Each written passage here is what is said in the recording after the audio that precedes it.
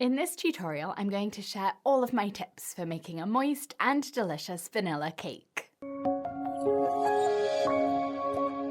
First, make sure all of your ingredients are at room temperature. If they're refrigerated, like butter, eggs, milk, take them out of the fridge 3 hours before you start baking. When ingredients are cold, they don't mix together easily, but at room temperature, they'll incorporate easily, making the cake light and also preventing overmixing. But more on that later. This is my very vanilla cake, and the recipe is on BritishGirlBakes.com. Creaming the butter and sugar together is really important because this is the base of your cake batter. So if this mixture is light and fluffy, your cake will be light and fluffy too. Creaming takes about 2 minutes of mixing on medium speed, and you'll notice the butter get lighter, and also it will look like it's expanding. Now the vanilla. Most cake recipes will include vanilla, and using real vanilla extract will give you the richest flavour. Artificial vanilla is cheaper, but it doesn't give you the same result, so it's worth spending a little bit more and buying the real stuff. Now add the eggs, but these should be added one by one, not all together, for the same reason I was talking about before. You want all of the ingredients to mix together, and if you dump the whole bowl of eggs into the batter, it's more difficult for the butter and sugar to incorporate the eggs than if you add the eggs gradually, one by one, mixing each egg for about 30 seconds to combine into the batter. Buttermilk is a great way to add moisture to your cakes.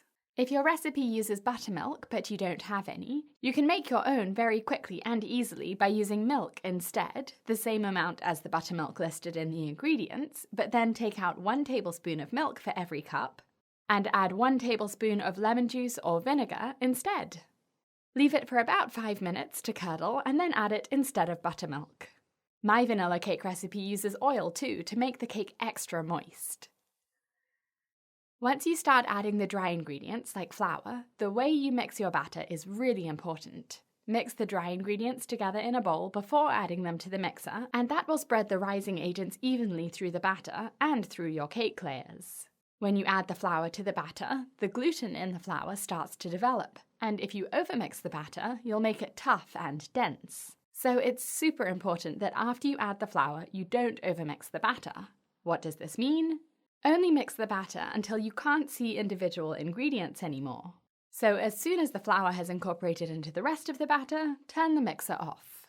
Another tip for a moist cake is to scrape down to the bottom of the bowl with a spatula after mixing in each ingredient. The reason for this is that ingredients can get stuck at the bottom of the bowl, where the paddle or beater can't reach. And if you don't scrape these up to mix into the rest of the batter, you'll have gritty chunks of melted sugar in your cakes or little dots or clumps of flour.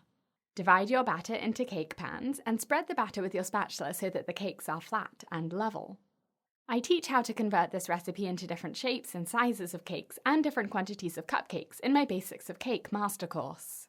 Tap the pans a few times on the counter to knock air bubbles out, and then bake them until you can poke the top gently and the cake will slowly rise back up.